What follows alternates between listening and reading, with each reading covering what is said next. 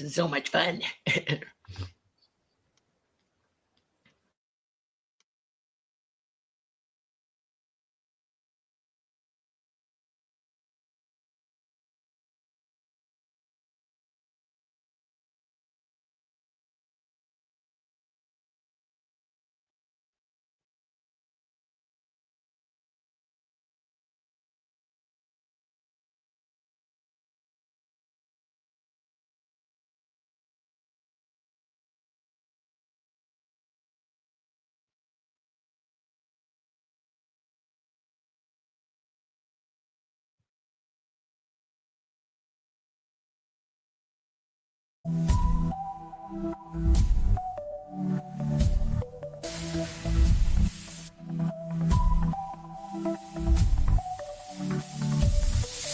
In the skies, they're cruising fast. Truths are buried in the past.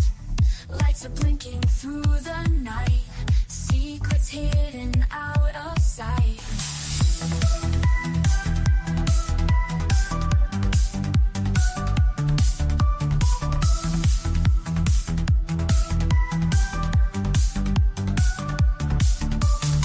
Stars reflecting coded blinks.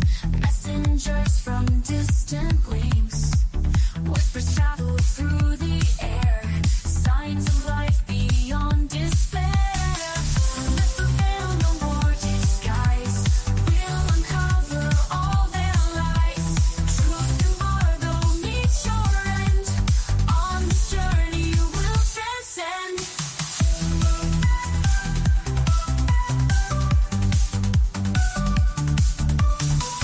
Mysteries in cosmic dust. Unveil secrets we can trust. Hidden realms in shadow play. Night gets brighter every day. Voices from the great unknown. Echoes of a world they've shown. Across galaxies they roam. We're not in this fight alone. Lift the veil, no more disguise. We'll uncover all their lies.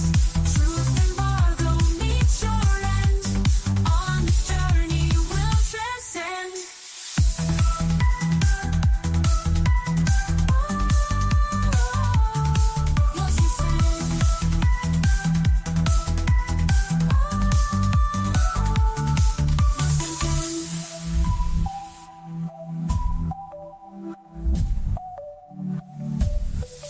Histories and cosmic dust.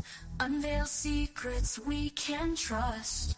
Truth embargo meets your end. On this journey we'll transcend.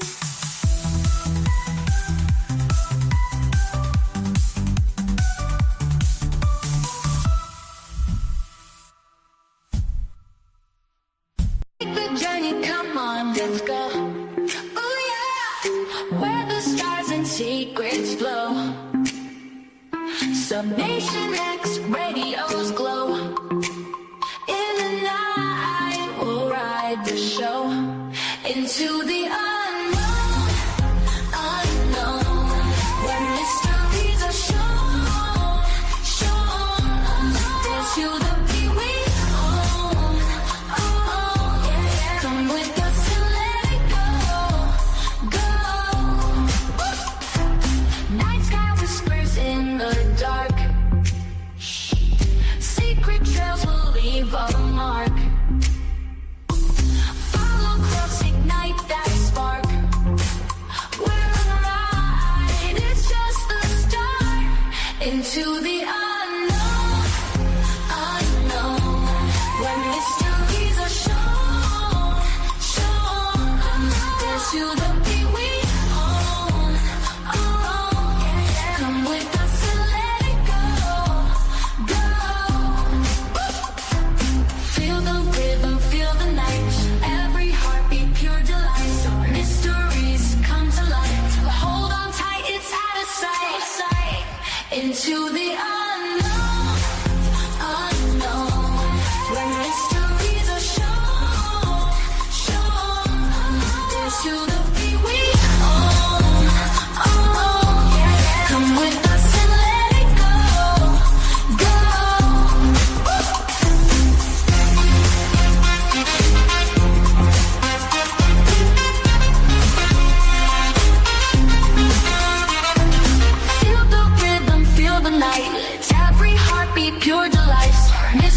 mysteries come to light. Hold on tight, it's out of sight. It's out of sight.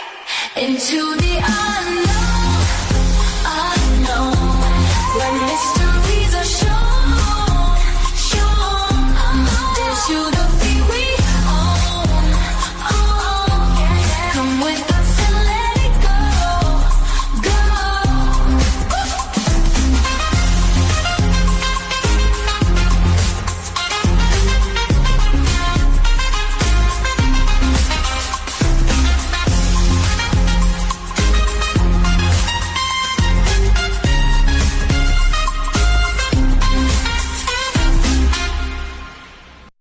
Silence of space, we drift and we roam, finding our place in the vastness we call home. With courage and wonder, we reach for the light, guided by vision.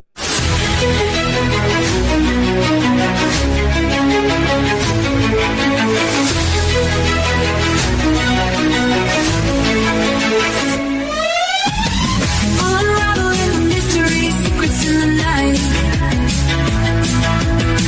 We travel through the cosmos, ready for the flight. Together we'll shine, casting shadows aside, in the heart of the rhythm where our dreams collide. Join the submission, next quest, the truth is our guide. In the vast expanse, it's where we reside. Hands up to the sky, let the bass ignite. Feel the grooves around us, everything's alright. From the combination X quest, the truth is our guide. In the vast expanse, it's where we reside. Hands up to the sky, let the bass ignite. Feel the grooves surround us, everything's alright. SNX radio, let the truth ignite. Together we'll shine, bringing shadows to light. In this cosmic dance, we're connecting the dots. Tune into the frequency, let's explore the spots. Heavy bass drops with tight beats. Illuminate the shadows, the echo of our call. On this road we will never fall. Feel the energy rising, can you sense the spark? As we dive deeper into the cosmic arc. Stories of the universe, mysteries unfold. In the heart of SNX, where the truth is gold. Every note we play, every line we write, crafting our legacy, shining ever bright.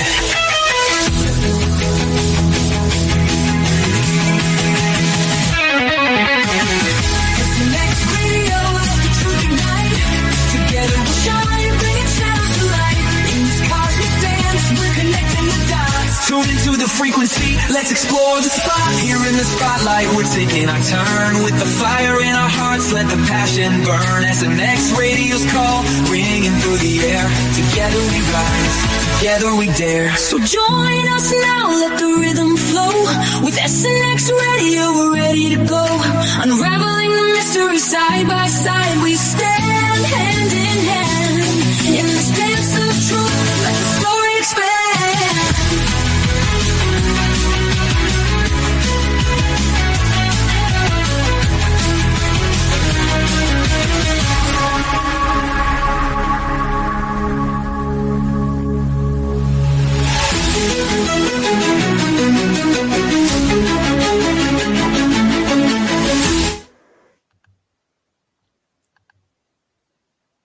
Hi.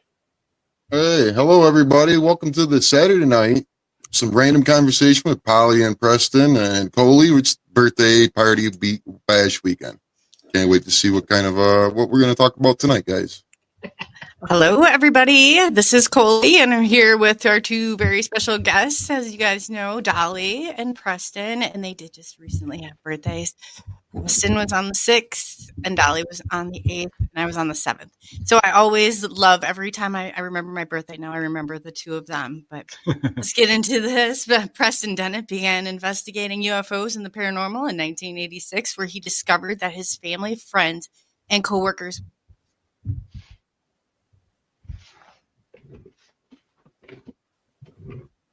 No. A lot of things you experienced, Dennis. And then you're Preston, and you've written many, many books. Coley should be right back momentarily. I got to learn how to use this StreamYard so we can do. We shouldn't have two hands on the screen, though, should we? That's okay. Y'all get it right. Don't worry. It is like glitching. So I apologize to everybody. I'm going to try and stay back as much as I can because I can't figure that. It's in all the time I've had StreamYard. It has never done this before. So please bear with us. I don't know if something changed, but I'm trying to introduce you here to Preston. And I'm sure most of you already know. I mean, he is part of MUFON. He's written 32 books, and or is it 33 now? I know he has one that just recently came out again. He just set up a hotline, which I think I want to get into too, so that number can get out there. But he's like, that's bravery right there, for people to report. And I'll let him talk a little bit more about it because I don't want to quote it wrong. But anyway, he's appeared in numerous magazines, including Fate, Atlantis Rising, MUFON, UFO Journal, Nexus, Paranormal magazines. I mean, he's really gone above and beyond. He's been on Coast to Coast with Art Bell. I mean, please, that's amazing. And then we got the lovely Dolly Safran, and she is a fully conscious experiencer of ET. So fully conscious, that is a big thing. Huge. That is huge. Anyway, Dolly has had numerous encounters, including being taken to other planets, learning various subjects, and even piloting a UFO. She met multiple ET types that were informed that Earth is on the verge of a significant change. Her Dolly's mission as a part of the Greys is to assist humanity in surviving these. Coley's buffering. Yeah. Yeah, we're showing you Rodney is taking most of the screen. You know the little things on the bottom? If you just press around with them, The two bottom of heads. the screen, Mhm. it'll give you all different choices of how you want to put the gallery view. You can just press them at random and it'll. Can you do it again on another one? Find the one with two heads. That should give you a better layout than we have now. Yeah. Not that I don't love your face, but There you go. there we go. Leave it there. All right, yeah, Coley's definitely having some. Yeah, I'm gonna sit back so I don't wreck this because it's definitely right on my side. So, I'm gonna let Rodney jump in here, and I really appreciate it. Everyone, just bear with us. I will have this figured out. But sometimes when they make changes, I know this happened a little bit, but not just this bad. So before I had exit out or it kicks me out again, I'm just gonna hand this over, and I will be here, hopefully as much as it lets me. So, without further ado. Well, I'm not sure which direction to go in. I see a lot of similarities between, a lot of us people that are creating content. And I think the hardest thing for me to handle when dealing with all these experiencers with the support group, I tried having a hotline like you're putting up there, Preston. You're brave doing that. I attempted that once with a website I had. But everybody's experiences are so different, and they all think that their experience can define the whole phenomenon. You know what I mean? Yeah. I mean, I've come to realize that there's certainly a prominent pattern to whatever a person is experiencing, whether it's ghosts or a near-death experience or astral travel or ET contact. It does follow a pretty set pattern, but each person is unique, and there are almost always unique elements to a person's experience. I would say probably, though, 80%, even up to 90% is stuff I've heard before. I'm rarely surprised at this point, but still, there's usually something I haven't heard before in every single person's, particularly an onboard experience. It can be a very minute detail, an ET instrument or the way they're dressed or something, or an event of some kind, or what the ETs might say. How they just show up, even, either with a craft or they just pop in on it sometimes. Yeah, but it's amazing how consistent a lot of these details are.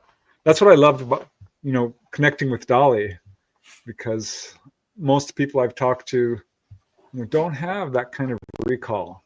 So there's been a couple, but honestly not as extensive as Dolly. And I thought it might be fun to talk a little bit about the book we're now working on right now. Got a joint book together? Yes. Yeah. Yeah, we have Symmetry, a True UFO Adventure. That's the first one with me in it, describing how this all came about for me. And then Symmetry, the second Symmetry book we're working on right now, and it's going to go into more depth.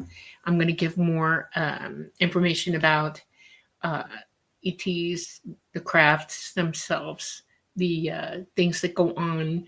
I'm going to do more sciencey stuff in it, things like that, work on terminology and all things related to what they think and how they view us, that sort of thing. Yeah, we've got a really cool and unique title that has never been used on Earth. Ever. Yeah. Not in modern times, at least. And it's a lost word, actually. And we're keeping it secret for now until the book is close to launching, but yeah, it's a really cool title. And yeah, I'm excited about this one because the first one was largely just the sort of a narrative of Dolly's adventures, really more than a lot of knowledge, but we're going to go deeper into detail in some of her more unusual experiences. For example, this might be fun to talk about, Dolly, because I was just transcribing this part, and we haven't talked about this at all. We've given little sneak previews here and there on a few shows, but I'm now transcribing this whole interview what I did with you, Dolly, about how they took you physically into the fourth dimension. Oh yeah. And this is a good example of something I haven't heard before, and I was absolutely surprised. Yeah. And it's a long, complicated thing, but yeah, we can definitely give a little. I think it would be fun to give a little preview of that. What do you think, Dolly? Sure. Okay. Well, I'll take you back. The first time it happened to me when I didn't realize what was going on. I was about 5 years old, and they took me back into the fourth dimension with them and brought me in a time past. When you're in the third dimension, you can't go back in time. It'll kill you. Human bodies, there's nothing back there for us to go to. Extra dimensionally, you can see all time at one time. Okay. And it begins in the fourth dimension being able to do that. When you do that, you can't interact. You can be there, they can see you, but touching anything or interacting that way causes problems for you and the people around you. And they spent a day at least briefing me, teaching me what I was going to do and not do. I knew that when I got there, I would be speaking Swedish. I did not realize I was going to go to Sweden. And I didn't realize what year it was. I'm 5 years old. Who knew, right? And I got there. Sweden's weird. Sweden looks like Georgia and Florida in some places. It's the same topography, types, mountains, forests, thick forests, seascapes, stuff like that. And we went to a place that looked like being out in the country in mid-Florida, okay? And when we got there, I was told that I was going to be wearing something, and they helped me get dressed, and I had a little hat on and everything, and I wasn't to touch anything. I was barely touching the ground. When you're extra dimensional, your gravity is different from everybody else's. Fourth dimensional beings in the third dimension hanging out are not physically being affected by gravity the way you are in the third dimension. So I was a little bit off the ground to begin with, and I was a little weirdly unsteady about it. I was afraid to trip or walk through something, because you can walk through things when you're that way. And they warned me about it. Did you look solid? Do you suppose? Yeah, I looked solid to everybody. I appeared solid to them, but I was not. And there was a beautiful picnic table, and there were lots of children there. And the table that I went to, I was told that I'm related to these girls, that they're my ancestors. I'm related, literally related. And I realized immediately everybody's speaking Swedish, So I joined in, and I found an opening on the bench of the picnic table, and I refused to put my feet on the ground. I put my feet up underneath me and sat on my legs. Okay. And I was just sitting there very happily, just watching everybody. And there was singing, there was playing, they did games, they did all kinds of things, but I refused to leave that spot. Water was put down in front of me, and I was terrified to even pick the water up and try to drink it. And I thought about it for a few minutes, and when I put my hand on the cup, I realized there was no way I was picking that cup up. No way. Okay, so I just left it alone. And they were very, very nice to me, and I don't know how they interpreted me being there, who I was, anything, but they treated me like family. I was there for at least 3 or 4 hours through this. At one point, the father was drawing everybody's pictures, and he picked us out and drew us, and then we went back to sit down. Well, everybody had gone before me pretty much, and I was pretty much the one sitting there, so he drew me sitting at the picnic table. And when it was over, I was supposed to go and be with everybody else, but they snatched me at that point and pulled me out. I remember it. I still have the hat. That was the one thing that they let me keep. I have the hat. You fold it up. It's like a kerchief, okay? Years and years go by. This is in my memory. I remember it almost like it's a dream. And I'm a teenager, and my great-grandmother was looking at something from Sweden. There's a company in America that sells Swedish things directly from Sweden, and she had the catalog. And she was looking at the catalog, and she saw something by Carl Larson in there, which is her favorite artist. And I realized at that age that we're related to him. And she's staring at this picture, and she says, "Come here." And I said, "Okay." And I came there, and she pointed to the picture, and she said, "That's you. I know you. That's you." And when I looked at it, it was like, "Oh, wow. Yeah." And she said, "How is that possible? This is 1907. And I was like, "I don't know." And she looked me in the eye, and she said, "How is that possible?" And I said, farmor, it was how you say great grandmother in Swedish. She's my father's grandmother. She's farmor to me. Okay. And I said, "No clue." And I said, "It's amazing. I look like her, don't I?" And she said, "No, that's you. I know you. I know you." And I walked away from that thinking, oh my God. I was beginning training with ET to learn how to fly at that point. And I wasn't sitting flying yet, but I was doing training. And one of the things that they had us do was going in and out of phase, out of dimensional phase. Okay. And they decided, since I figured that out, that I had already done it as a kid and had a memory of it, that they were going to up that part of my training. And the first time they took me out, we were on board. We were going to do a light gate jump, which is where they open a dimensional light gate for the entire craft to go through the fourth dimension. And they fold, like the idea of folding space, but they don't. It's it's a light process, and you just can climb through the universe and go anywhere you want to go.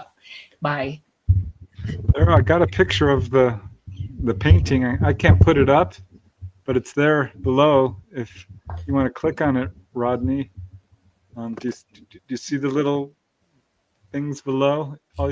There's a picture painting. You click on it and say add to screen.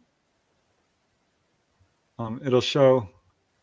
Well, oh, he knocked himself out. Oh no! Come back, Rodney. Come back. I'm sorry. You clicked on the wrong one, Rodney. Click yourself back in. Add. Oh, add. Well, it's worth a try. Yeah, you clicked yourself out, Rodney. That was my fault. Sorry, Dolly. There he is. No, okay. It wasn't that button. No. Don't worry about it. I'll bring it up on my phone and hold it up. How's that? I'll get more familiar with this, guys. I've been running just audio only on another app for 5 years before I met Coley, so this is all like brand new to me at kindergarten level. I'm sorry. No, it's okay. Y'all are learning. It took us a good minute to learn StreamYard ourselves. I totally am, I sympathize with you 100% about this. Just let me pull the picture up. Anyway, let's see if I can find it. Shoot. Yeah, well, what's interesting about that painting is it was actually done in, I got this 1907. 1907? 1907. Yeah. 07, yeah. Yeah, 1907, which of course Dolly wasn't born at that time. And what's funny about it to me is her grandmother was the one who recognized her in this painting. Okay. Wow. This is the picture, and that's me and my brother behind it at the same age. Whoop, let me do it like that. Now, that's a portion of the picture. Yeah, that's a portion of the picture. And that's me. We could call you a time travel Dolly. Yeah. Well, Yeah, well, in it's essence, time that's how they travel, time yeah. travel. Yeah. but I wasn't able to affect the time. Once time occurs, it's recorded. Okay. And when you're out of this dimension and you're in the fourth dimension, everything is known. And so you can look back and see in that part of time, even though you're past it or not a part of it anymore, you're not connected to it anymore, you can still see it like a recording. And when they bring you into it, funny thing, you can interact with it, it can interact with you. And I've always been curious about, are we alive or not? Was I dealing with live people? And I had to be, because he saw me, he painted me, and it came through time. It's very complicated. And I learned how complicated that is as I got older, right? So the first time I went fourth dimensional with them, we didn't just go through the light gate. We held in the gate in the fourth dimension. We didn't move. So that I could physically get my bearings and understand that I was still breathing. I was still able to feel myself. Okay. I was a person, and that I felt my heart. They kept up with my heart rate. They were listening to my brain function. They were listening to everything in my body. They wanted to see if I had any neurological deficits by doing this. I mean, I was totally 100% guided through this, and they were monitoring me the whole way through. I have an implant that's in my upper right thigh for that purpose, expressly for that purpose. Okay. When I'm on board, that implant is connected to them, period. When I'm on this planet, I'm still connected to them. They know I'm alive or dead. They know. Okay. And the hat you brought back too, that was the time period era hat, is what you're saying, right? Yeah. And yeah, I came forward. We went back to where we belonged in the timeline, and then came back through dimensionally into that slot. We slipped back in. After that, they decided that I was going to learn how to go fifth dimensional. And they waited about a year before that, because I was starting to get on board. I was starting to learn how to fly, and it was critical how I reacted to fifth dimensional spaces. Talata, the ship, the indwelling entity in the ship, is a fifth dimensional being. He's non-corporeal. And in the fifth dimension, most everything is non-corporeal there. The only way I can explain that to you is, all dimensions are on top of one another. Okay. And they can see through to us. They know we're here. Okay. It's just that our eyesight and our brains, our physical minds, are not generating the ability to see through those dimensional spaces, but they can see through to us. They have higher evolution of being for this purpose. Okay. So I was warned that I might have a hard time, and they told me what I would feel, and it's quite complex. And one of the things that I would notice is that I had to practice holding myself together physically while I'm in the fifth dimension, that I had to think about who I was, what I was, and think about my physicality. Okay. And I practiced for a year to do that. Okay. They bring me through. We come into the fifth dimension. Now, Talata's with me. He's going into the fifth dimension with me, and he's in front of me. I finally get to see him for what he really looks like. He shows up, okay? And he's looking at me, and I see him, and I understand what he is and who he is. And I start to feel myself dissolving, disintegrating. Well, wait, back up for a second. What did he look like? Talata is a light being, pure white light, and he has a structure. You could call him, he looks like an angel, and he's got a lot going on in that light structure, but he's cohesive. He has an astral body, or a prana. He's all energy. Okay. But his intelligence is part of what that is. He's structured light. Okay. And wow. You can see eyes on him. You can see him looking at you through those blue eyes of his. Okay. Was it a humanoid form then? Kind of humanoid, yeah. People would say that's an angel. I see an angel. Yeah, that's Talata. Okay. Sounds weird. Yeah, I start to lose cohesion with myself. In other words, I feel myself dissolving and I panicked. And he held my hands energetically and he pushed me back into the fourth dimension. And they gave me a good minute to get a grip on myself before they brought me back into the third. I vowed from that day forward that I was going to light gate, no problem, but I can't do more than 5 or 10 minutes in the fifth dimension. I'll fall apart. And that's the first time I've ever felt, it's not fear, it was panic, because I wasn't ready to end this body, this life. And I panicked because I thought, oh Lord, if this falls apart, what am I going to do? It freaked me out. And so, yeah, they brought me back so that I could stay where I feel like I belong. I know I belong here right now. This is it. Okay. It was tremendous, but it taught me a lesson. When I light gate, I don't dally, poodle doodle, dilly dally, nothing. We create the light gate and my butt's through it. I go, boom. I know all my coordinates. I know my everything. I'm like, ta-da, I'm there. Don't wait. Don't play with it. Nothing. I'm very good at it. I became excellent at it because I just don't ever want to go to that set of circumstances ever again. I asked him, does Mama do this? Do the Grays do this? And he said, yes, they're that evolved. They can go into the fifth dimension. I was like, oh, that's really interesting. And then I asked Mama later when I saw her again, how do you do it? And she said, I have full control over all of my energy. And she said, when I leave now to go, I will take it with me. I will evolve into it. I was like, oh, okay. So there are beings, the tall grays are all capable of when they leave here. And it made me interested in understanding why they're so interested in when we transition from this life and going toward source again before we come back into another life somewhere else. It's very important to them that we learn that transition and how it happens and to go through the steps of it, because we learn from that. We're supposed to learn how to control that. You know, right now, most human beings leave here under unbelievable circumstances and they're not in control of anything. They just see somebody standing there waiting for them and they don't know that they're responsible for how they walk over. They don't know that they can. They don't know that they have the ability to do that. This is really evolved stuff that we're supposed to know how to do by now. And this is why a lot of souls are earthbound, right? Because they don't, I mean, they don't have a clue. Some don't even realize they're dead. Exactly. They don't know. And it's tremendously important that we start focusing on that, especially now. So, yeah. Okay. Yeah, that's a big problem on this earth plane. And because, I learned this from having out-of-body experiences.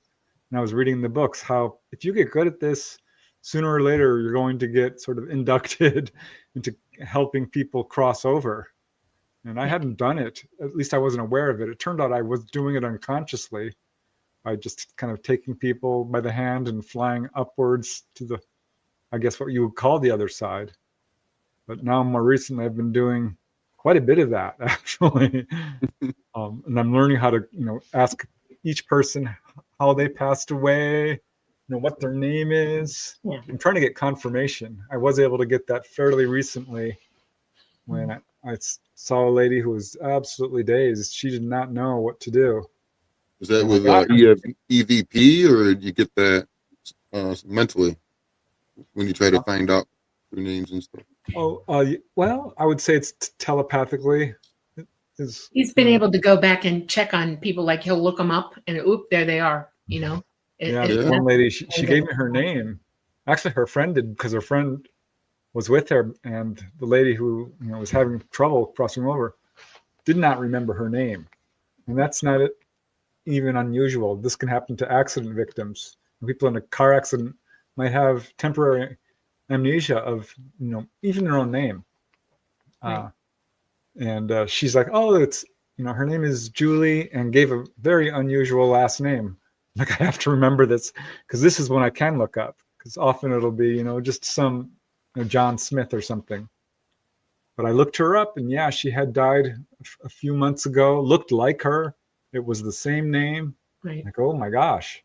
Yep. This is the first time I got real confirmation that I'm not completely whacked. And this is actually a real event, which while it's happening, but still getting confirmation is thrilling. Yeah. I mean, my point is that Dolly's absolutely correct.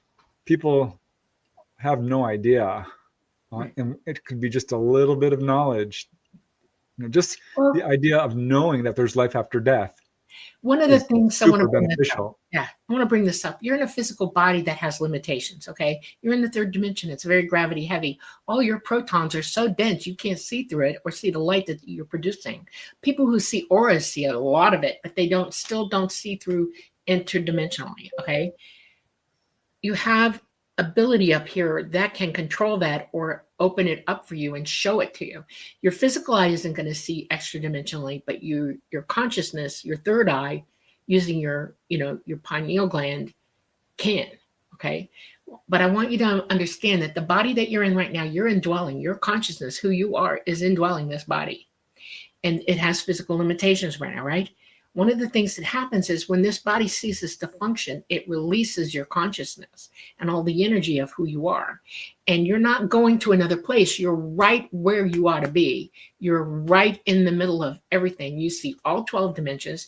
You can see all the way through to source. You're extra dimensional, instantly extra dimensional, and you know who you are.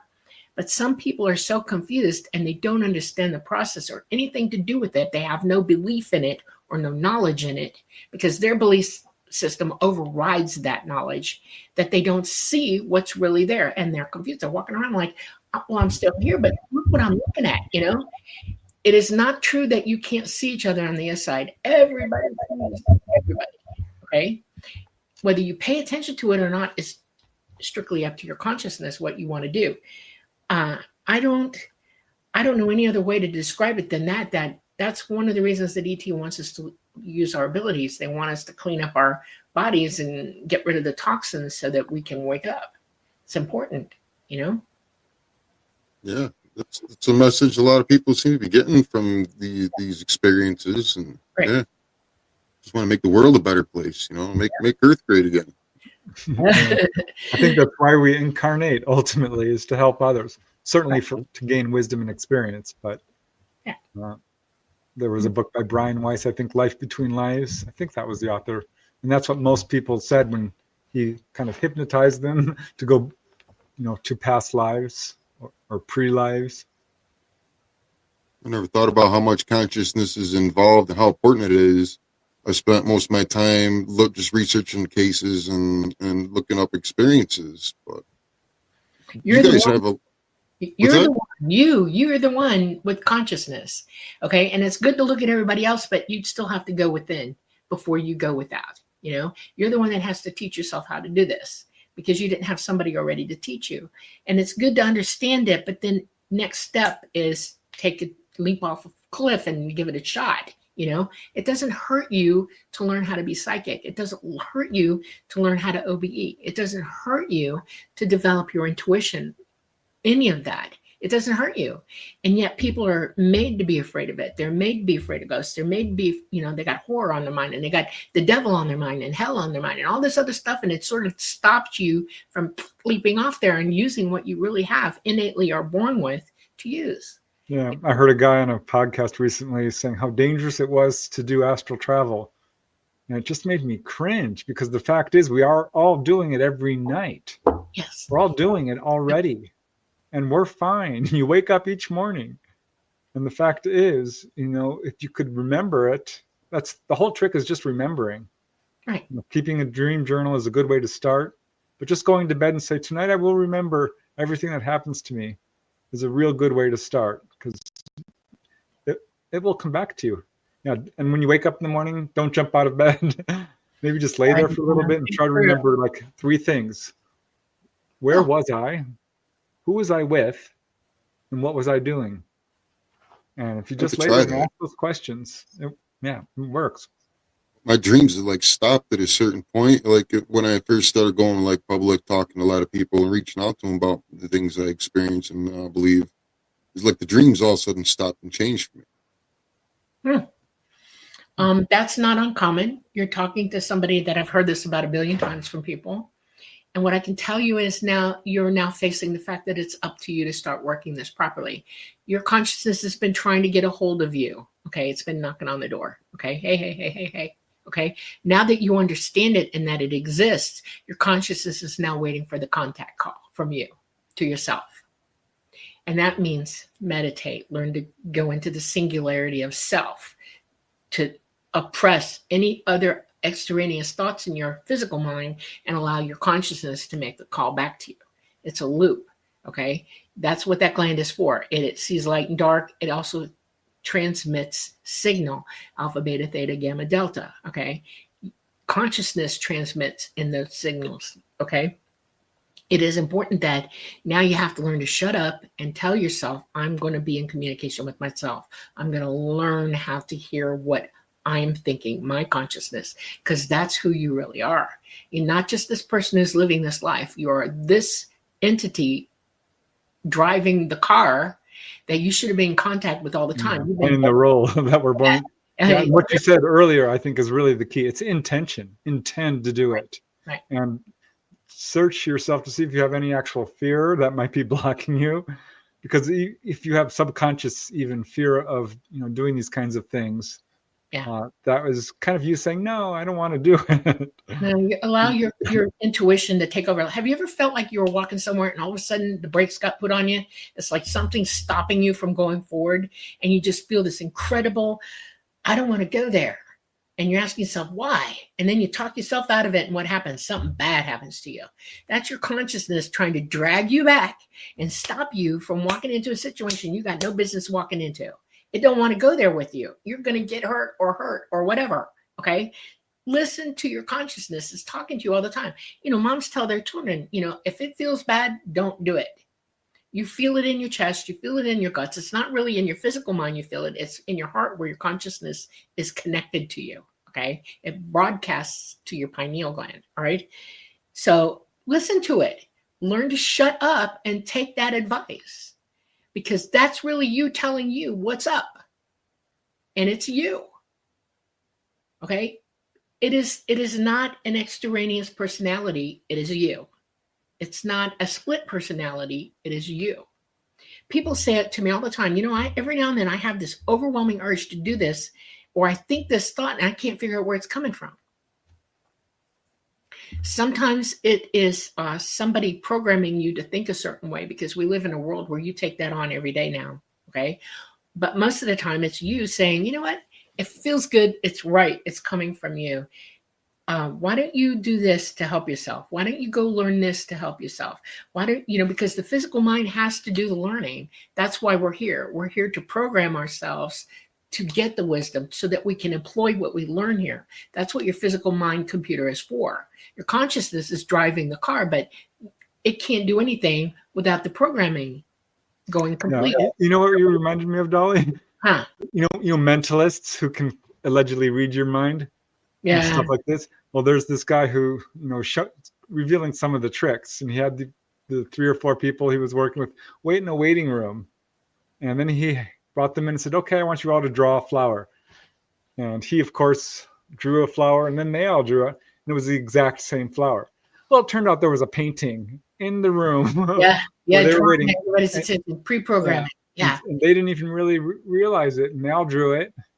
So this is how we are so easily your physical mind fakes it till it makes it. In other words, whatever you see or perceive physically, mentally, it's already programmed you to adhere or respond in kind, okay? Like if you burn your finger, you're not going to do that again, are you? And if you see fire, your brain already knows you've done it, already pre-programmed, boom, boom.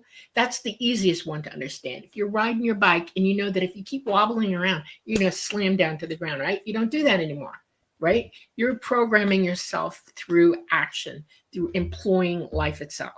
And life itself has a way of showing you things. That's what pareidolia is all about. That's why people see things in things so much, because we're automatically made, genetically made to recognize 3 things: faces, anger, and falling. Those are the 3 things. Those are the first 3 things that our physical mind goes to immediately as an infant coming into the world. We recognize the faces. We recognize the harsher, strict voices. We'll shrink back to mom. And then falling, it's a natural instinct. We don't want to go there, and we'll grab for mom and hang on. Those are the first 3 things that we pareidolia. We know. We can actually gauge distance as infants because it's pre-programmed into us. We also know the sound. The next ones are sound. We hear our mother's voice. We hear our father's voice. We hear everybody talking. These are all things that we are programmed with.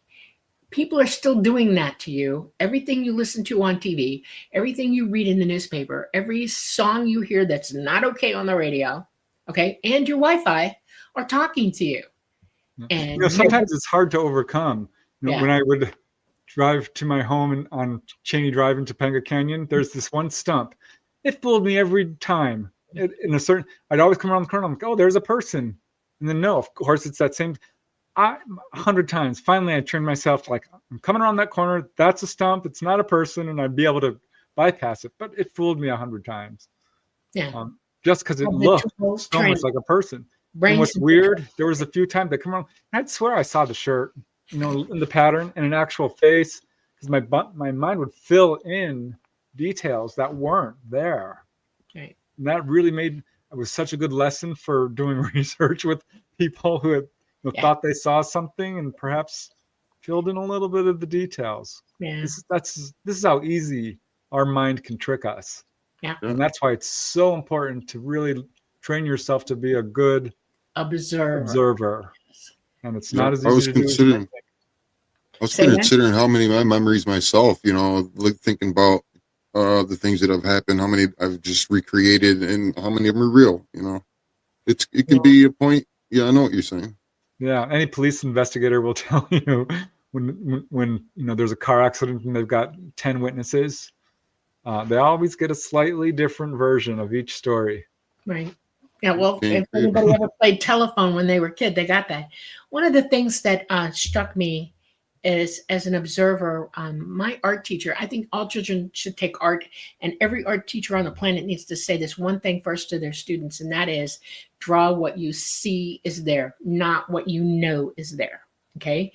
Then when working in the military, becoming a trained observer, the very first thing they try to figure out is, what kind of learner are you? Are you auditory? Are you by sight? Or are you by doing or replicating? Okay. And once they got that on you, once they understand how you're going to learn or see something, they teach you how to see or perceive from those vantage points, because that's what's going into your head faster, what's there. And they run it through you over and over and over again. When you become a nurse and you're learning to triage and you're watching everything about this person and trying to understand what is going on with them when they come in an emergency situation, you pay attention to cues, all the cues, and they all add up. And you're like a scientist. I'm looking at this, and you're adding it all up in your head rapidly. Why don't we teach this to our children while they're in school? Why don't we teach them at home? Well, this is good training for remote viewing as well. Very much. You know what I mean? Here's a really good thing, in terms of how to develop your psychic ability, is when laying down and meditating and just visualizing. And what's funny is I would do this and and suddenly you start to really see it. I mean, like a red rose or a blue sea, and you're like, oh my gosh, this is like looking at a movie. But one step that takes a little bit higher is to visualize just light, white light. And I would do that, and then once I did it so good, I was absolutely convinced, more than once, that someone had come into my room and turned on the light, because it was suddenly flooded with light. I'm like, oh, and I opened my eyes, and nope, I'm in complete darkness. Yeah. They call this the dawning of the clear light. It's a stage you can reach when I don't know, it's a step up, I guess is the way of putting it. But these are little things you can do. Visualization is really helpful when you're developing psychic ability. And for those who might have, sight disability, you can do this with sound as well. Right. It's equally effective. Listen to a song or a person's voice. It's funny you mentioned the light, because that was something that I noticed. Nobody's taught me anything. I've just learned a lot of things on my own. There was, through meditation, I know that light you're talking about. It would feel like it would move around, and then it would get centered. It was like when I knew it was centered is when I knew I had a solid connection. You know what I mean? Yeah, It's very cool. So do we want to reveal some more about Symmetry, Dolly? Or the sequel? Why not? Go ahead. Pick. Yeah, well, one that just touches me because I did so much research on schoolyard UFO encounters, and I keep finding new cases. I put about 100 in my book, Schoolyard UFO Encounters. And I'm going to have to put out a sequel because, yeah, I've honestly got about double that now. And one that I would have loved to have included, but I don't think I knew you, Dolly, at that time, is you being with Talata and doing this intentionally. To answer some of my questions, these are intentional events. UFOs are coming over schools, primarily primary schools, elementary schools, and showing themselves to the kids, which is so amazing to me. And yeah, you did it to Avon Park School, Yeah, Avon right? Park Avon Elementary School. Illinois, yeah. That's my the Midwest was our territory, the territory that I was involved with, and it began with there were 2 children there that were contactees. And the idea was that in part of their involvement with ET is to give them a good glimpse and an opening to other people to talk about it.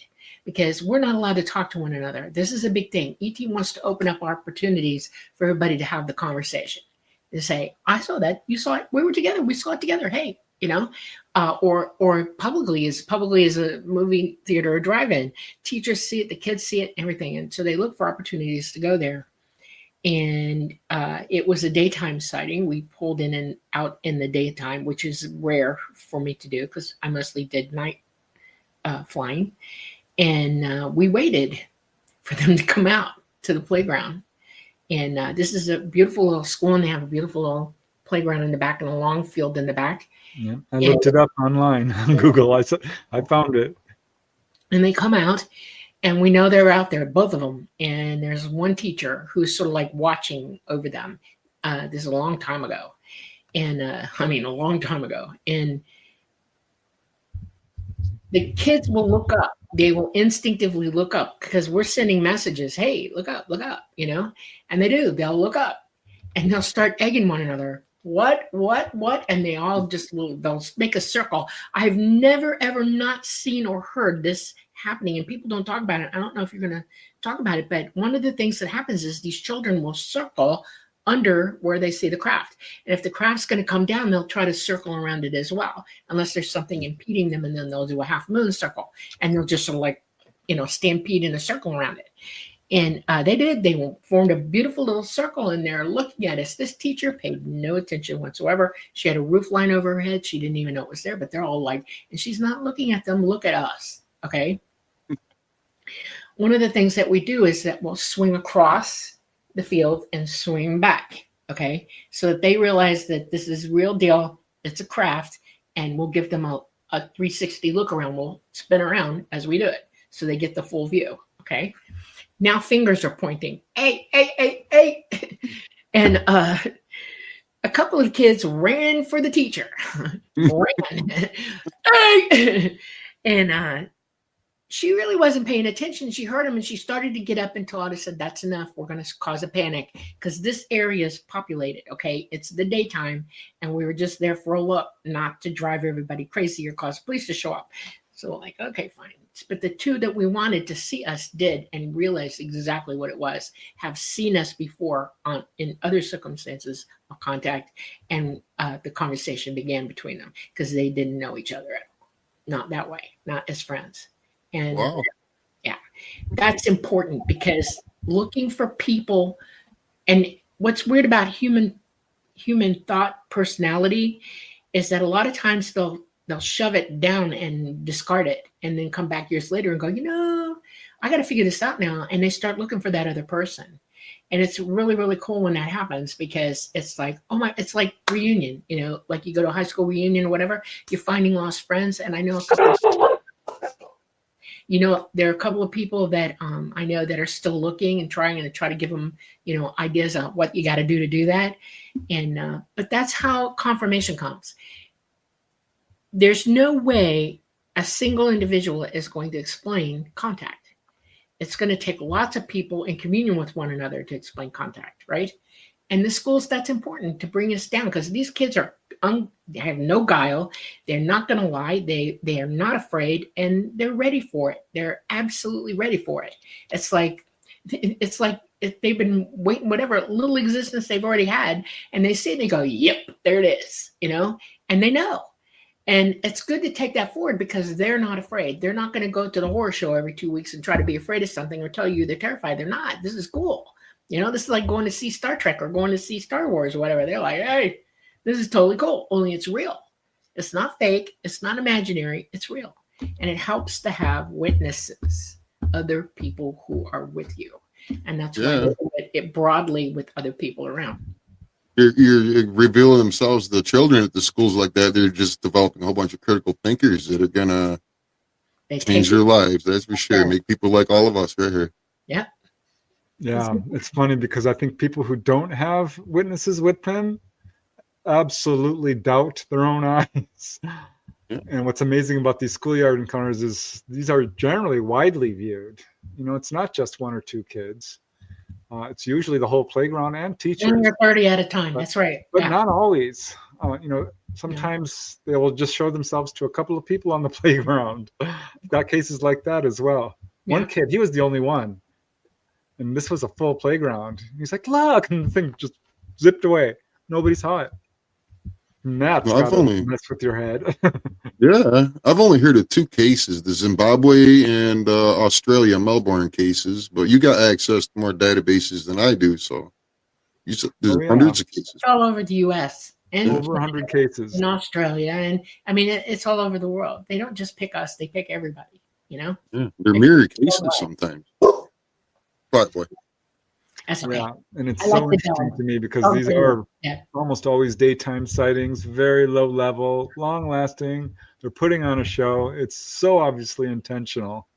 And I don't know how this slipped under the radar for so many years. It shocked me when I found out about this. But yeah, what's interesting to me is over 50% of the cases are elementary schools, which I think I mentioned earlier, but absolutely junior high, high school, and college. One of the most famous cases in Michigan's history is Hillsdale College, where some 88 students and teachers and the police actually saw it. One guy whipped out his gun and his boss, the superior, said, don't do that. Do not shoot at the UFO. Good advice there. I did a whole study on what happens when people shoot at UFOs. Does not end well. They'll usually just dart away, but there's a few cases where they'll send down a little beam or make you drop the gun even. It can also ricochet if they got energy up against it. It ricochets against the energy and come back at you. It's like hitting a metal object with a gun. It'll come right back at you, and that happens too. Yeah, we talked about that in Symmetry. Poor guy. Wasn't there a case where a family's child was abducted and it wasn't returned, and they moved the family onto a military base? Have you ever heard of anything like that? Oh gosh, doesn't ring a bell. It's an old one. I can't remember where I came across it. Why did they? Okay, I'm curious now. Why? To silence them, maybe because the kid didn't come back. They moved the family onto a military base. I've been looking for more information on it myself. I just thought maybe Preston would know more about it. It doesn't ring a bell. There are cases of people who've been taken and not returned. But I mean, the case I have of that was really interesting, involving this guy. I know his full name. I'll just use his first name, Paul. And I interviewed his friend Tony, this was a whole group of young men, 18, 19 to like 22, who would go out to Palm Springs in California. One of them, their parents owned a cabin, and they would just hang out there for weekends. And they went up there. This was like 1978, thereabout. And Paul wandered off. He's like, I'm going to take a hike. And he didn't come back for the longest time. And they were just about to send out, a search party to look for him. When he comes in, he's like, guys, you're not going to believe it. I came upon this landed UFO. I walked up to it. They were really friendly. They invited me inside. So there was almost nothing in there, just white walls. They were all wearing jumpsuits. They looked mostly human. So they were really nice. They said they're studying this area. If you'd like, you can come with us. And he said, no, I don't want to do that. Though he was tempted, he said, because these guys were really advanced and very kind. So this is the story he's telling, and half of the kids there are like, oh, come on, you're just joking. And he's like, no, I'm serious. I'm absolutely serious. Well, Tony knew this guy really well. He knew he wasn't that kind of guy to just, lie or pull a hoax or joke around about something like this. And so he was the one who got all these details out of him. He's like, no, tell me more. And they told him, these ETs told Paul, that we're going to be back next year at this time if you want to come back and meet with us. And long story short, a year rolls around, and a couple of weeks before this date, Paul, he quit his job and he started giving away some of his possessions. And Tony's like, oh my God, are you thinking of going out there and going with him? He's like, well, I don't know. I might. I think I will go out there, but I don't know. And he did. He drove out there and did not come back. He went out there alone, and everyone became concerned when 2 or 3 days passed. And so Tony, the guy I interviewed, and Paul's family and a couple of the other guys went out there, and they found Paul's car with the keys in it. And that's all they ever found. So I can't say for sure Paul went to live with the ETs, but it certainly sounds like it. And I think it was, if he did, voluntary for sure. Mm-hmm. And I know a few other cases like that. So yeah, I would call that a permanent. Yeah. I don't like the word abduction because I think it has carnival cruise. Yeah. When I had my onboard experience, I would have stayed. If they had asked, would you like to stay? I'd be like, I have family, but they'll be okay. But man, oh man, because it's different when you're up there with them and you realize like, wow, this is the kind of place you could have some real honest to God fun. I mean, it's a different environment. There's no crime, no taxes, no library cards, no DMV, none of the trappings that, almost enslave us here on this planet. So I can totally get why people would go live with them and perhaps not. It's a pure learning environment. Everything is a learning, You don't just go live with them for nothing. You go because you're expected to learn, to learn all that is learnable. And you'll be taught to go to that, They're never idle. They are never doing nothing for nothing. They are constantly always moving through and learning things. And that's why they are highly, highly evolved. Yeah. Imagine if we did that as a race and took away a lot of the entertainment that we're just fed as a child. I mean, it's nothing wrong with being entertained once in a while, but everybody just wants to be entertained until they go to sleep. Yeah. Funny thing, learning new things is entertaining. And most of us don't think of it that way. We for some reason get the idea that it's a drag. It's not,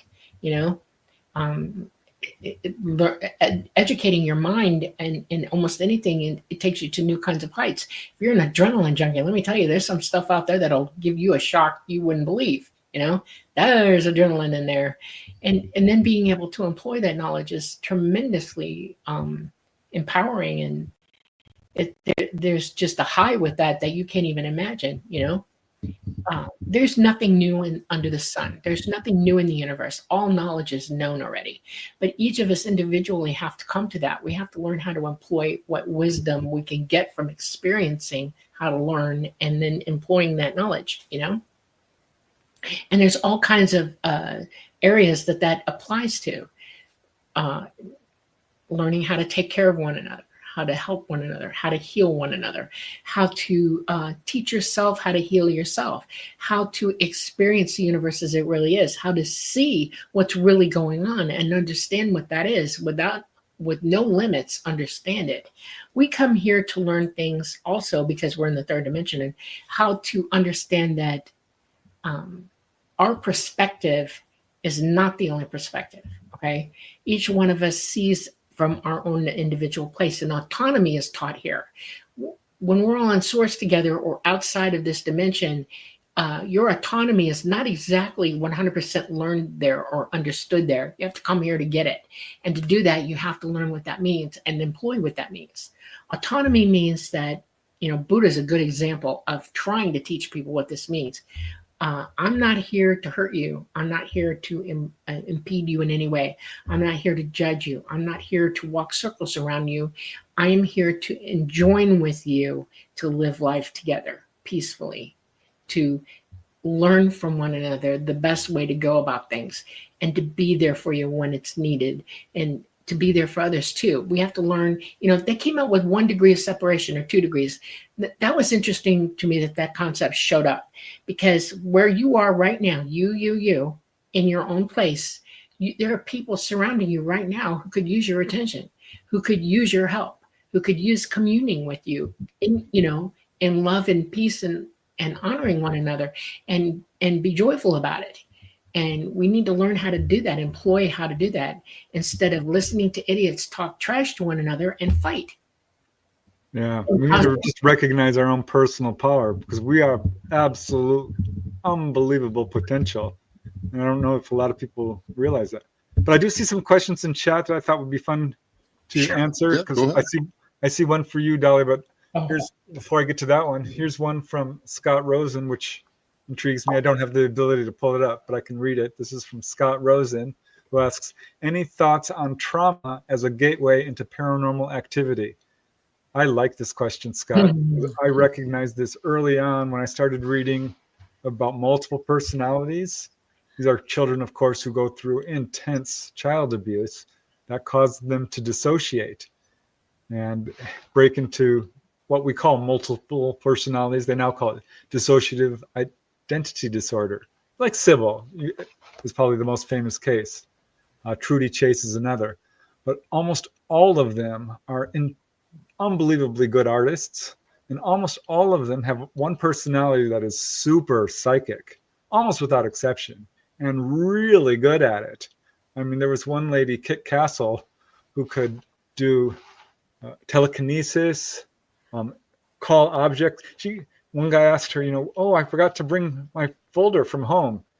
She reached under the table and pulled it out. She was able to, I don't know how she did it, bilocate, I guess. But my point is, it was dissociation, trauma, that wakened up their psychic ability. And this is absolutely true for some people who have head trauma, or some people who might have a near-death experience.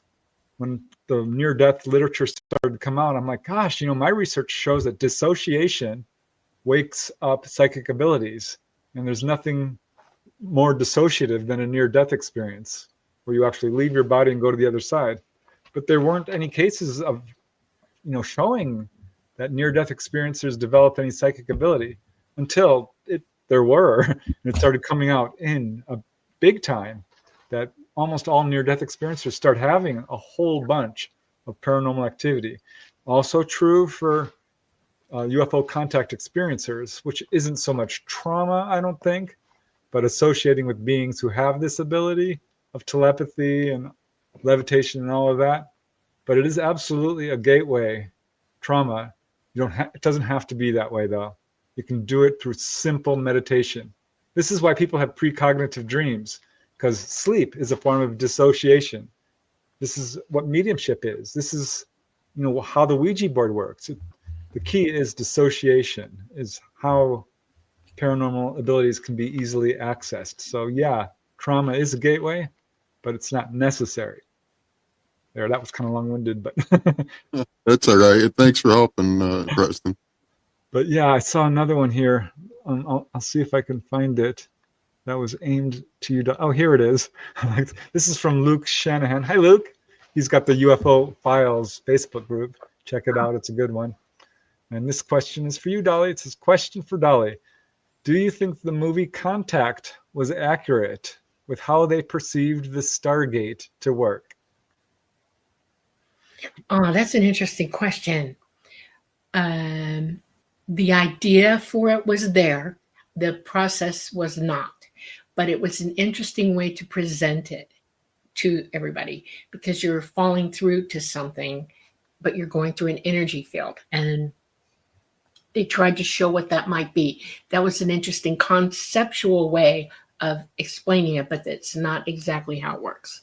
But it was cool. I was mesmerized by this movie because it is all about contact, consensus, being with one another, understanding one another, and understanding that it is us, we, who need to be making the phone calls. And we have a long way to go with that. We need to take step, instead of building things that we're not ready to use yet and weaponizing it at the same time. We need to work on ourselves first, way before we start employing all this other stuff that they're coming up with. It's kind of like a light gate, though, right? Kind of, yeah. Only they're up, they're electromagnetically off the planet when they do it, up in the air. And the gate is a psychic opening of dimensional space, aided by a being who can amp it electrically. Okay, and it's interesting how that all works. There's a few steps for that to occur. I loved that movie, but it kind of, boy, Jodie Foster was so good in it. When they didn't believe her and she's getting all teary. I was impressed. I was a little disappointed at the end sequence where she's seeing her father. I'm like, because that's sometimes ET shows you through your own perspective how to handle what you're looking at, and that's how they were showing that because that's what they understood at the time. There's a lot more to this. Well, I do have actual cases where people say, they look like my mom or my older brother, or usually it's someone that they look up to as a sort of an authority figure, right? And I started to see a parallel there with the movie Contact. Yeah. One thing is kind of bothers me is I keep hearing that we need as a whole, the consciousness to be raising to achieve this disclosure we're looking for. But we're going to be waiting for the military and government to catch up and get to that consciousness too. We're not going to get there. Okay, well, I won't worry about what the military is doing because they're weaponizing everything, and they only want to do what they want to do it from that perspective. Okay, and it's unconscionable in my estimation, and I wouldn't even think about it. Okay, what you have to understand is that how do I put this logically for you to get it? We are on the precipice of fully understanding things, and there's knowledge out there that is attainable for us, and there's going to be nobody telling you this. It's you that's going to figure it out, each person individually, all of us. You have the ability to send your mind, your consciousness, into full communion with all knowledge at one time. Okay, ET doesn't call God God. ET calls the idea of God the all mind. And that's because every living thing is connected by this consciousness, God, all mind. And it's in everything. It created us. It gave us autonomy. It is right there where you can make contact with it and learn from it and understand from it. And ET has been trying to get you to go to that space. And a lot of people say, I had an epiphany, I had a download. You bet you did. A lot of people want to blame ET for those downloads. No, if you're praying and you're asking for help, consciousness will give it to you. Everything you need to know is right there. You just need to learn how to tap into it. Now I want to bring something up because people use this terminology so wrong, and it's got to stop. Frequency. I want you all to understand what that is. Frequency is a byproduct of something happening, a sound or a thought wave that creates a frequency sound that you can hear psychically or physically. Psychic means you're going to hear all of it. Your brain is operating on your frequency alone. Your brain has got alpha, beta, theta, gamma, delta. When they put EEGs on you and they're watching your brain waves, that's the frequency patterns of your brain. No two brains are alike. It's like thumbprints. Everybody has their own specific frequency. Okay? You cannot raise your frequency. No. You can't lower your frequency. You are who you are. It is what it is. Everything has its own frequency. The earth makes sounds because we're all living on it, and it's grinding around, and it's physical, and it's making a sound, and you're picking up the Schumann resonance. That's a frequency that the earth is making because it's physically here and doing stuff. We can hear one another in frequency, whether you realize it or not. All human beings hear each other psychically on frequency with one another because we're all able to pick that up. What you're going to learn how to do is recognize that, okay, for you to hear it, you have to shut up and let your physical mind slow down its frequency or turn the volume down on what it's thinking to let your consciousness, your true frequency of who you really are, get through and employ your transmitter receiver in your head, which is your pineal gland, to communicate with your physical mind. Physical mind's not going to shut up. It's people go to sleep and say, I can't sleep, but my mind won't shut up. You have to learn to turn that off. You have to learn to shut up and listen for the sound. You can't turn the volume up on frequency until you do that. You have to eliminate all the stuff. You know, when you're on board an aircraft or whatever, you know, you pick up a specific frequency. And if there are other things beaming at that frequency, other jammers or whatever, it's going to go, and you can't hear it, right? Mm-hmm. You can't up the frequency. You can either turn the volume up or jam back to push that away so that you can pull in the clear signal. And that's the word you should be using. I have a frequency. I need to learn how to turn the volume up and the spectrum of the signal that I can receive to hear what my psychic abilities are going to talk to me about. If one more person says in my presence, and I'm not joking around about this, stop it. Stop it. Just stop it. Okay? Okay. All right. All right, go ahead. Some people are stuck on transmitting maybe and they can't receive, right? You know? You're transmitting whether you like it or not, but you have to shut up so you can hear it. Okay, your physical mind cannot shut up. You have to learn how to tell it to be quiet. Okay, that's why meditation is so important, because it teaches you to go quiet. It teaches you to see the blank chalkboard, to see nothing, hear nothing, be nothing. And then boop, all of a sudden everything's coming in at you. You go, wow, what am I hearing and seeing now? It's not your mind doing it, it's consciousness. Now you're getting in. So you have to go within your own mind and shut it up so that you can hear what's outside, so you can go outside to get at it and hear it. The volume up or down, take your pick.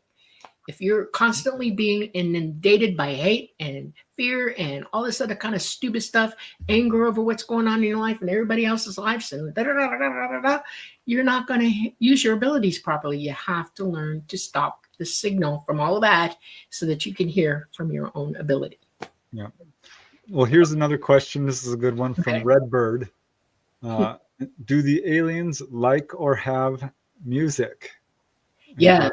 Yeah, I think so. I mean, there's a case I know of in, gosh, I think it was Sweden, thereabouts, where a lady kept hearing music, really cool, unusual, almost classical music.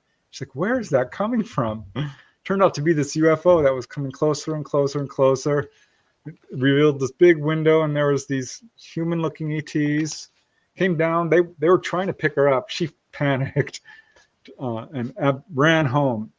I think her son saw it as it moved off. But that was just one case. I know a couple of other. There was a case in Florida like that where a lady asked them to play music and they did. But Dolly, you've had experiences with this directly. Yeah. Well, first of all, we all know that music is a language. Okay, you have to admit that to yourself. Music is a language, and it expresses a myriad of things. It's a mathematical equation. It's emotional. It's precog. It's all of it. Music is everything. ET knows this. They evolved into it. They know it. One of the reasons that they tried to assign musical notation to our DNA strands was they were trying to figure out how to decode it, and they figured it was going to be through music to do that. I find that very interesting that they did that. Not quite. They didn't quite make it to what you're transmitting to understand it, but music is the first transmitted sound of your existence, period. Everything is music. Everything. You know, you hear people talking about the angels in heaven singing. La. Yep. Music is the basis of all language, all knowledge, everything. We learn how to make records and we record sounds, right? Music, whatever, talking. Just talking is music. Did you not know that? We intonate. When you're doing a mantra and the Om, certain levels of signal or, you know, volume or frequency purport certain messages to each other. It's a language. And so some songs are inherently, you know, if you got a song playing and it's all minor chords and stuff like that, how are you going to feel? You're going to feel very melancholy. You're going to feel intense, or you're going to feel like something's coming. It's very mystical, blah, blah, blah, blah. And then if you hear somebody playing in major chords, you're going to get happy. You're going to feel ecstatic. You're going to feel elevated. Okay. And then you blend that all together with the bass and all that other stuff. That is good. Now, at the same time, if we use words or ideas, I'm not going to say words, if we use ideas that purport hate, or words that purport fear, or words that purport things that will drive you into wrong thinking, you're going to be in trouble. We live in a society that does that. We're constantly using sound to attack one another. Some people have learned to, what's the word? Ferret it out, put a filter on it. You can talk to me all day long. You can call me any name in the book. You're not going to bother me. What I do is I hear only the important things that you're saying. I give you enough room to get it off your chest. And I hear it properly as it's coming in. I filter the hate and all that stuff, and I hear what's really about. If you want to understand somebody and they're angry or they're trying to purport something to you and it's coming at you that way, until you learn how to rise above that and filter through it and understand what they're saying to you, you're not going to hear them at all. And you will turn them off. And that's the last possible thing that we should be doing to one another. We need to learn how to hear one another, and you cannot judge any voice whatsoever. You must listen to them, whether they're full of hate or not, because until they're recognized, until what's in their heart and their mind and their soul and their consciousness is coming through to you, you are not giving them their 2 minutes. You're not allowing them to give you the truth. We have a ton of people who are hating each other, and they all are saying the same damn thing. It's because they're not listening to one another. They're not filtering the stupid stuff and letting the truth come through. Well, going back to music, yeah. What I find super interesting is, the power that music has, not only to unite people who are all, at a concert and swaying together and feeling the love. Yeah. But there are cases like people who have, a stuttering problem or perhaps Tourette's. Yeah, they're singing or dancing. They're relieved of that temporarily. Some are, to an amazing degree. They're not stuttering when they're singing. They're not suffering the tics and stuff. And in fact, they now found that, playing, I think, harp music in hospital rooms speeds up a person's healing. Right. So there's all kinds of real power to music. And I think that's one of the reasons ETs are able to do it. And it's interesting that some people will actually describe the sound of a UFO as musical. Yeah. Like a guitar string that's thrumming at a constant rate. Yeah, sound healing is very important for everybody, and it's one of the things to use sound and light to heal us and to teach us and to communicate to us. It's amazing. All right, well, here's a question from Polly. Hi, Polly. Hope you're doing well. She's asking about implants. Could implants be human family organizers, according to your implant, more than individual tracking devices? I don't think they're actually used for tracking. I think it's much more along the lines of healing. This is what I found from people I've interviewed who asked the ETs about implants. And it's generally to monitor your vital signs, boost your immune system, check for levels of pollution, this sort of thing. But also, in some cases, facilitates communication. I have heard that. But yeah, Dolly could probably speak with actually more authority than well, personal experience. My body is not a tracker. It's monitoring me physically. It knows what my body's doing, when I need help, whatever, and it communicates that to them. That's because I am part of a mission that they're on, okay? And so I'm part of that group. If you were in the military, you would wear a wristband, or you'd have a helmet with a transmitter in it that can actually do your vitals and everything. Like, they know if you're alive or dead. Did you know that? This is modern technology that they back engineered. I also have technology like in my hand that I energize myself to create a field, an energy field, psychically, to energize my, it's a key. It's called the key, okay? And it's a field that I can throw my consciousness into. I forward my consciousness into it, and Talat is consciously there, and we are one entity together while we fly that craft. Talat can fly without me. He doesn't necessarily need me, but the things that we do together are important, and my ability as a person working with them and learning how to adapt and evolve with them is important for me to learn how to do that. That's what I wanted from them, as well as they were offering for me. They'd offer this stuff to everybody, but you have to be on par or on board or ready to receive that kind of learning from them. And that was another reason for them to get you to start using your abilities. They want you to join. They want you to make the call. They want you ready to elevate yourself and learn and wisen up to this stuff. Now, I have another implant that's right up in my sinus. It's right here. Okay. And it moves around. It can move away. You can do that. I feel it vibrating every now and then. And that one is almost like a telephone call to me. I feel if I'm being signaled by one of them, that's where I feel it in that thing. It'll vibrate. And I know that somebody's trying to contact me other than Talata or Mama. Because them I'm psychically linked to. I can't break that link. It's permanent. Okay. I developed it. It's there. I got them forever. But like if Micha, I have a friend named Micha, and she's in the Delphi system, I'll feel it niggle and I'll like, okay, all right. And I will remote into the signal and go with it to meet up with her psychically to have a conversation. Doesn't happen often, but when it does, it takes my total attention, because I really have to pay attention to what I'm doing with that. I think it's a rare contactee who doesn't have implant. You all got them. If you're a contactee, there's at least one. At least. People used to have them behind their ears, but people started figuring it out and they started removing them. Willie had one in his wrist. I think it's still there, right? I don't know. I know he's got proof of implants. Yeah, they tried to take it out and the doctor went in and it literally went away. It traveled and he wouldn't let him take it out at that point. It did not want to be removed from his body and he decided to leave it in his wrist. I'm pretty sure of that. Well, here's a question which is related to this. This is from Patsy Foister. Hi, Patsy. She's asking, Dolly or Preston, what are the buzzing tones that we hear? My husband and I can hear it change at the same time. Now, I think this can be a couple of different things. This could be, well, of course, people have tinnitus, but this can be a ship flying over, making a buzzing noise, and you might not even see it. But implants, if I'm not incorrect, because certainly a lot of contactees talk about this, will suddenly hear a beeping tone or a buzzing, Yep. And that's when they're contacting you. Would you say that that's accurate? Yeah.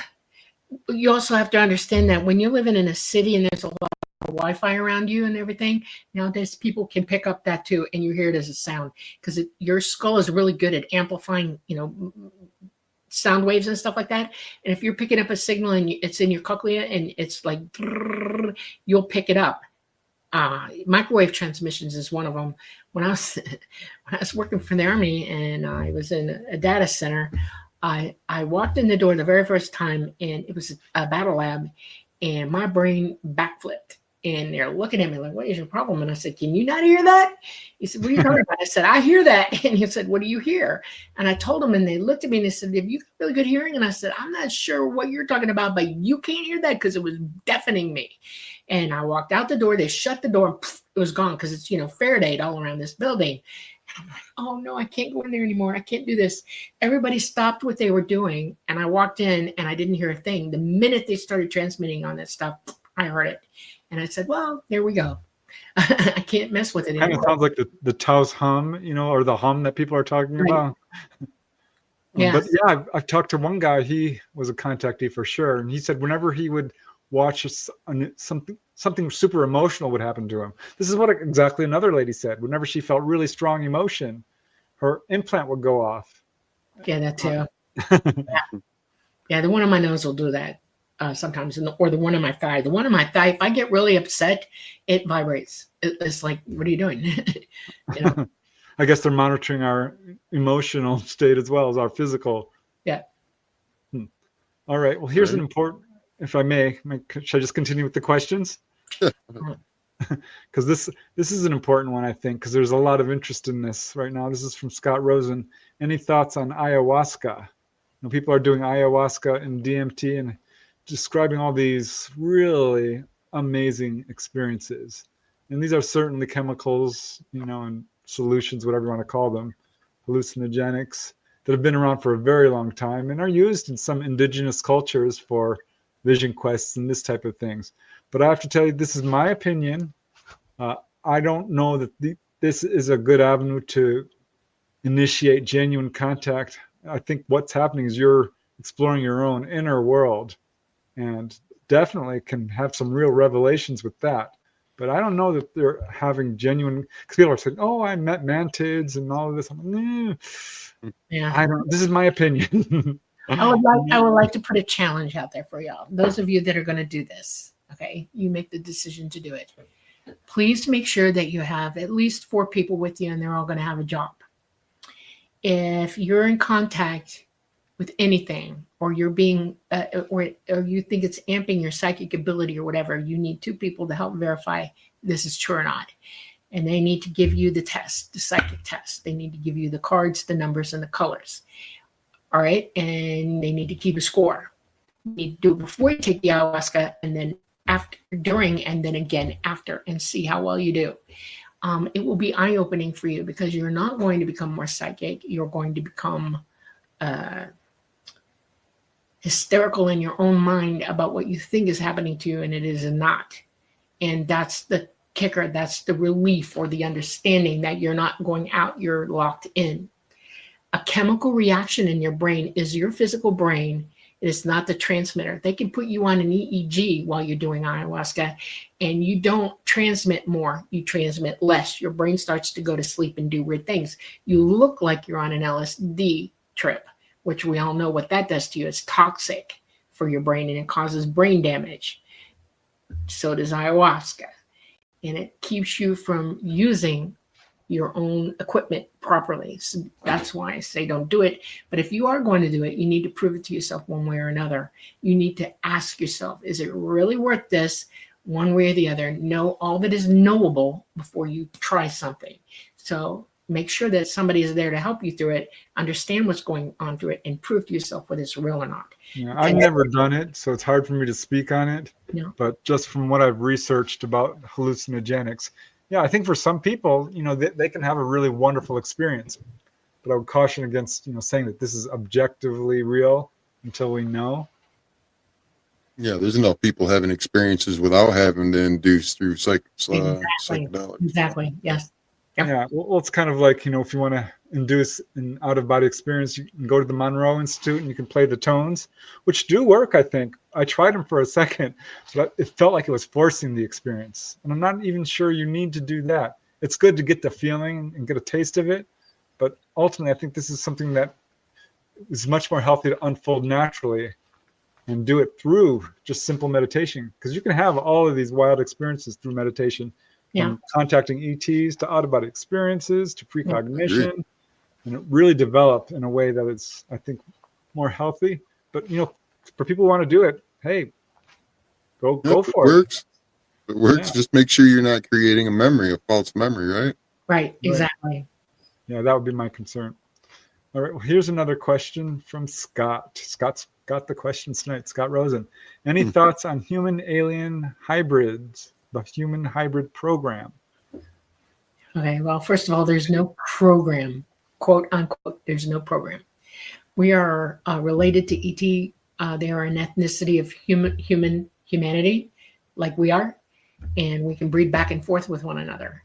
And we have, because of the situation we're in right now, they came and they're pulling our DNA up and off this planet by interbreeding with us again, which can happen. They come and have babies with us, and then our children go back with them, and our DNA is taken and expressed out of this place because bad things are about to happen. Okay, that's all this is. We have, if you're old like I am, you remember in the 60s when men started going sterile, like baby rate went, and they realized that men were wearing tighty whities and it was impeding,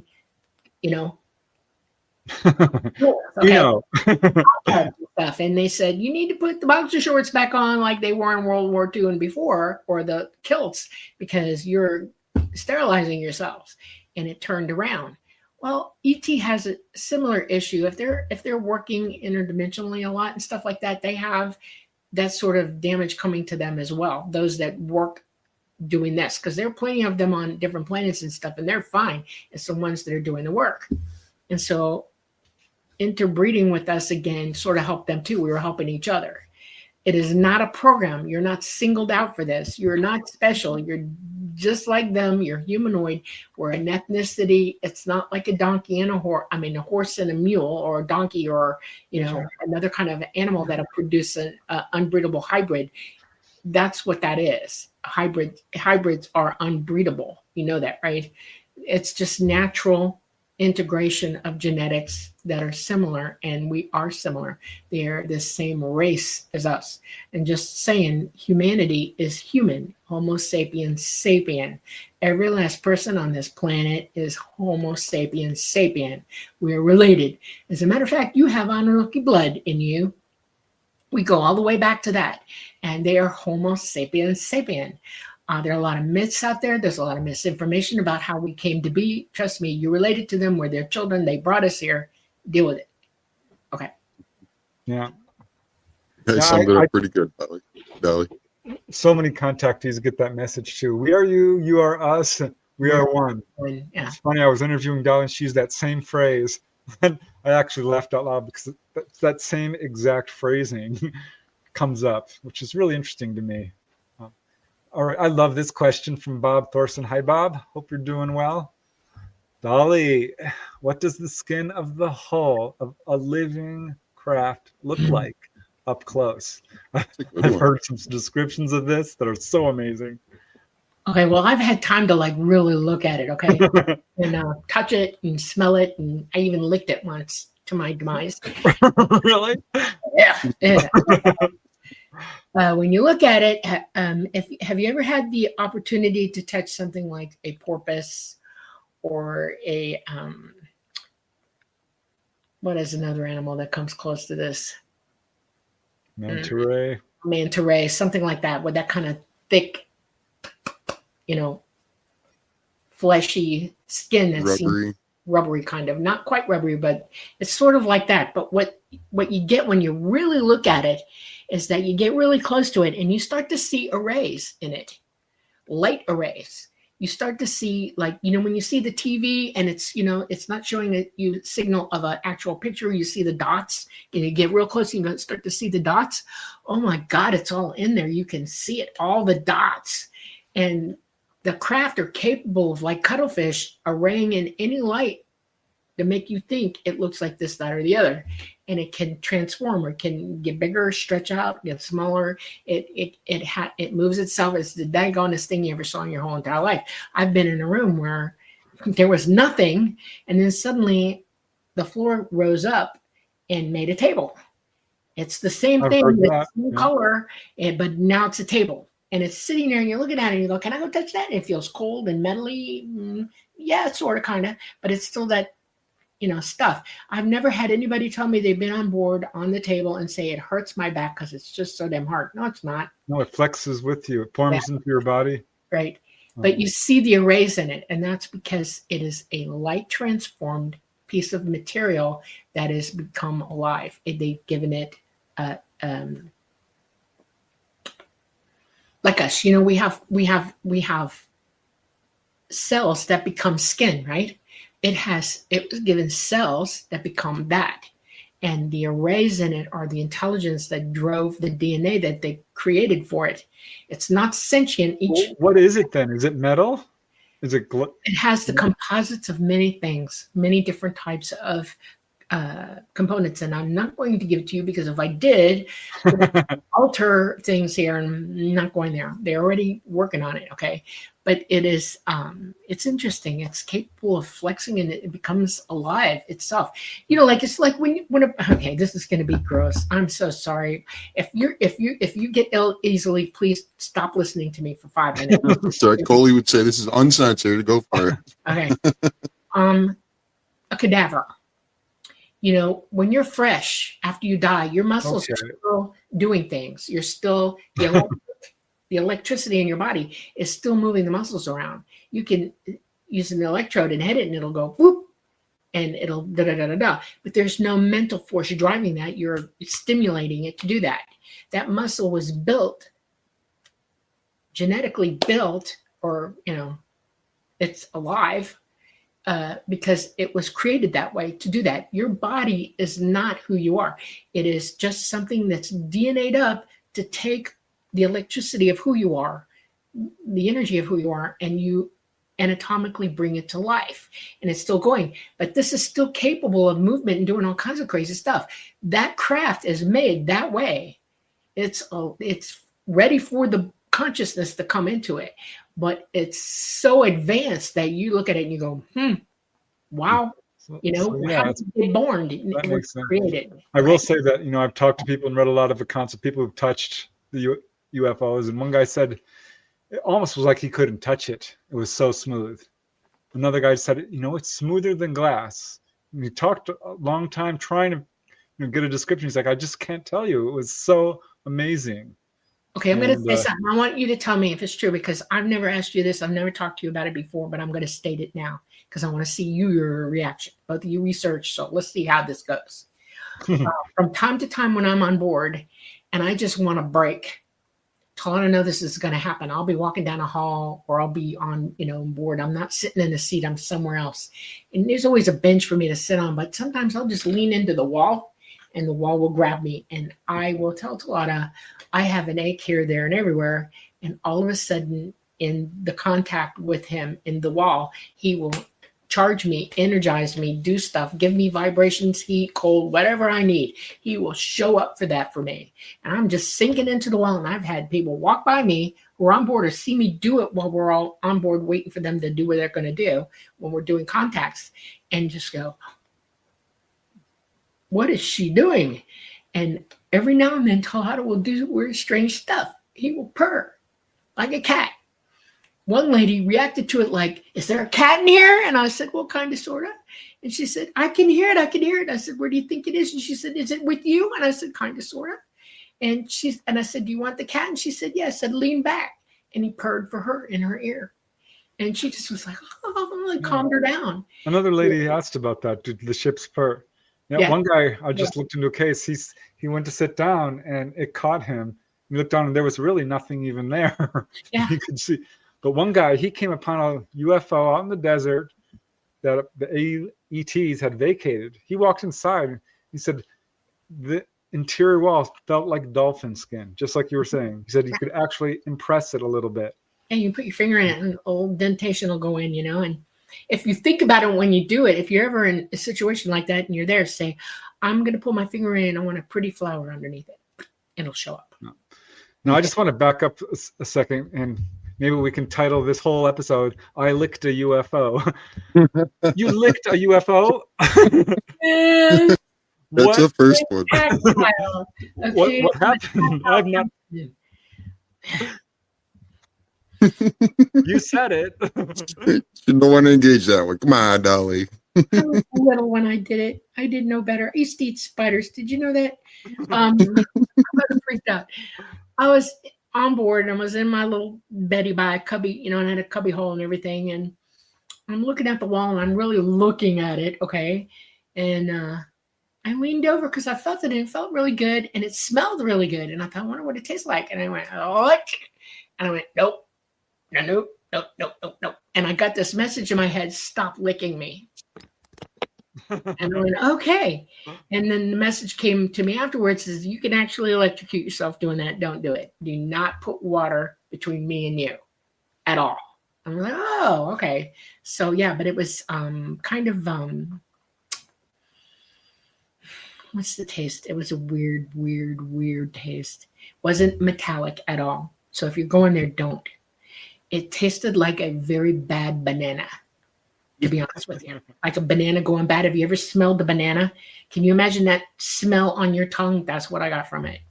It was weird. And I understood after that it has a high concentration of potassium, zinc oxide, and other stuff that give you that banana aroma and taste. You heard it here first. Don't lick a UFO. Yeah. Well, those things she mentioned, those minerals, though, you can see why those would charge her when she leaned up against the craft. Yeah. Yep. Well, it's alive. It's fully functioning. You can get in a lot of trouble from it. That's right. Yep. Okay. Well, I hope your experience and what you shared with us will give some people some ease. They might have seen the movie Nope, or the ship that's a living ship. Yeah. Oh, I like that one. Yeah. Yeah. Yeah. It was a little fear-based, but That's what I mean. Yeah. To give it a little ease. Yeah, be easy about it. This craft isn't going to hurt you in any way, shape, or form. You know, It's not like putting any tentacles in you and like grabbing you and like becoming one with it. It's a we are loved. consciousness. We are loved. We are loved. They care about every inch of us, and they would never, ever harm you. The only people who do that are here, and that's what you got to watch out for. You know, Yeah. period. well, here's a question which I never even really thought about. This is from Bob Thorson. Good question, Bob. What kind of mechanism is used to insert an implant without surgery? Oh, I wish I could tell you that. When I got my hand implant, they knocked me out for that. Okay. They just picked me up and I was put to sleep because I have an actual scar where they went in to get it into my body. There's no dimensionally putting it in you. They had to open me up and put it in. It was almost 100% healed, and it healed in less than 12 hours after that. And but I knew it had happened when it happened. I was like, why did my hand feel funny? You know, it's like, whoa. So I don't know. I've never deigned to watch that or be involved in that. I'm more interested in what I was doing. But I know that they have the ability to excise anything on you and put things in you or take things out of you without you realizing they've done it, and that you heal right away. There's no downtime from it. They can fix you. So I have an idea. Somebody's touched on it before. Was David Adair? What was it, Skylabs or Starlabs? The space station he had.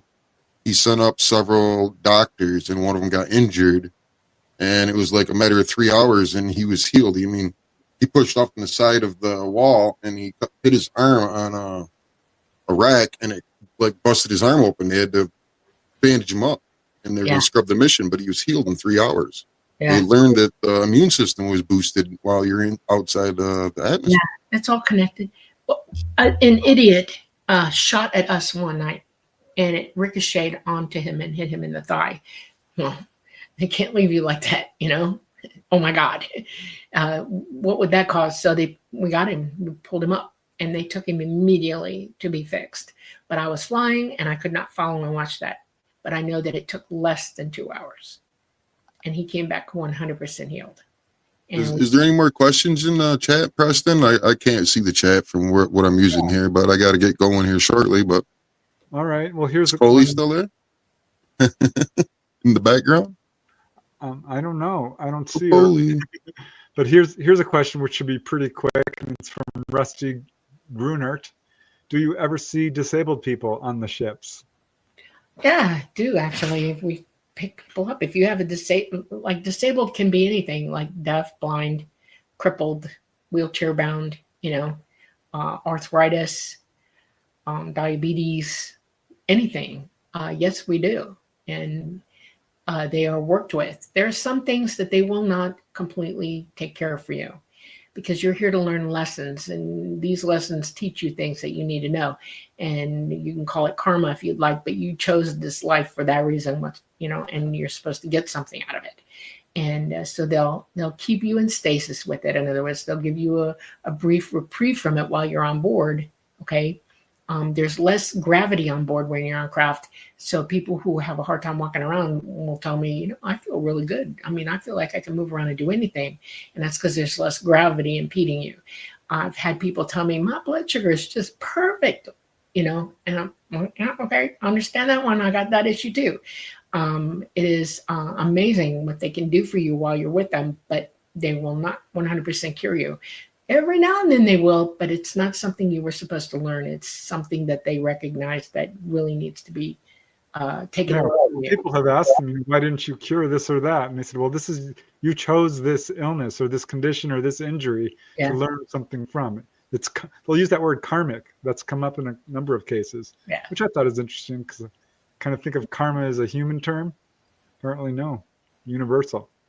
Yeah. All right. Do we have time for another question?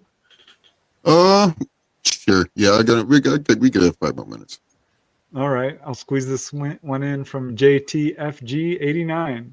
In Dolly's opinion and experience, does your contact believe in God, or have they ever explained what you think God is? Yes, and they call God the All Mind, and it is the intelligent being, or if you want to call it a being, because it indwells everything. It's everything that we are part of it. We're all part of God, the All Mind.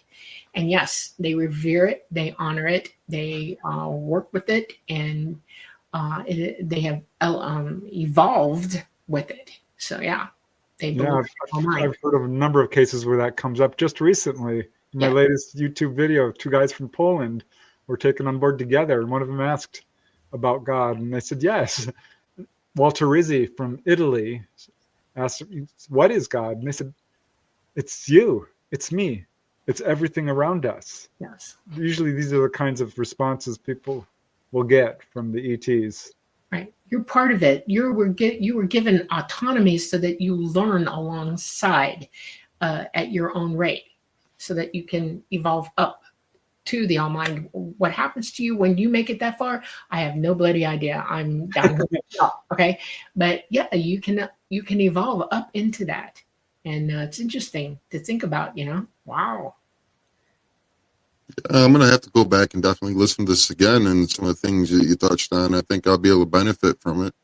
I want to thank you guys for taking time out of your schedule for coming up and being here. I'm sorry Coley fell off the panel with us, but that's okay. It's not my first time doing it. Just the first time with the video. It was fun. Thank everybody in the chat. You guys over on all these apps, X, Twitter, YouTube, Facebook. I don't know the list. She's got the list for all that for me. She's the one that's the mastermind behind this SNX radio and Journey into the Unknown. And you don't have the music to take you out with tonight. I'm not going to sing you a song because I got to keep my day job. Everybody say happy birthday, Coley, because her birthday was the 7th. Happy birthday, Coley. We love you. Many more. Yes. Thank you guys. You have a great night. Sure will. Thank you. You too. Bye-bye.